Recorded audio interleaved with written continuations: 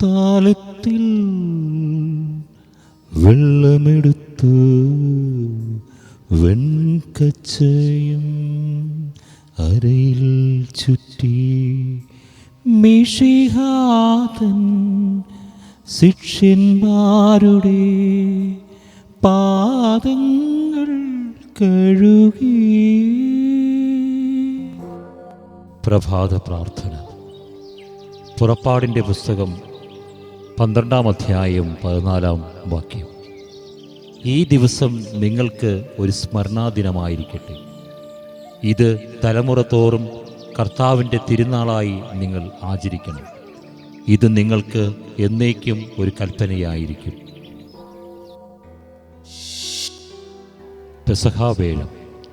എൻ്റെ ഇഹലോക ജീവിത രഹസ്യത്തിൻ്റെ പരിസമാപ്തി എന്താണെന്ന് എന്നെ ഓർമ്മിപ്പിക്കുന്ന വലിയ രഹസ്യത്തിലേക്ക് കടക്കുന്ന പെസഹാ ത്രിദിനത്തിൻ്റെ തുടക്കം, പെസഹാ വേളം.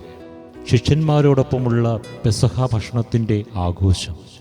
പഴയ നിയമത്തിൽ ഇസ്രയേൽ ജനത്തിൻ്റെ പെസഹാ ഭക്ഷണത്തിൻ്റെ സമുന്നതി കർത്താവായ യേശു ഈ പെസഹാ ഭക്ഷണം പങ്കുവയ്ക്കുന്നു.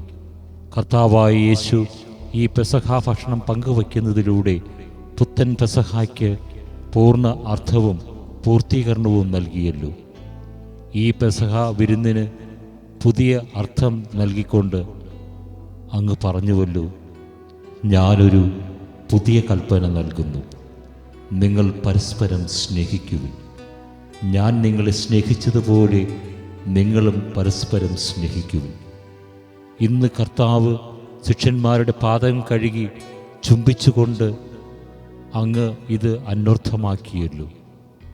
ദിവ്യകാരുണ്യം സ്ഥാപിച്ചുകൊണ്ടും പൗരോഹിത്യത്തിൻ്റെ സ്ഥാപനം നടത്തിക്കൊണ്ടും ഞങ്ങൾക്ക് സ്വർഗം അവകാശമാക്കി ലഭിക്കുന്നതിന് ആവശ്യം വേണ്ടവ തന്ന് കർത്താവെ, ഈ സമുന്നതമായ സമ്മാനങ്ങൾ പൗത്രീകരിച്ചുകൊണ്ട് മുന്നേറുവാൻ ഞങ്ങൾക്ക് കൃപ നൽകണമേ. ആമേൻ. വിശുദ്ധരുടെ മൊഴിമുത്തുകൾ. വിശുദ്ധ അഗസ്തീനോസ്.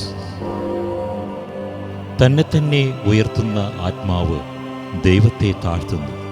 തന്നെ തന്നെ താഴ്ത്തുന്ന ആത്മാവ് ദൈവത്തെ ഉയർത്തുന്നു.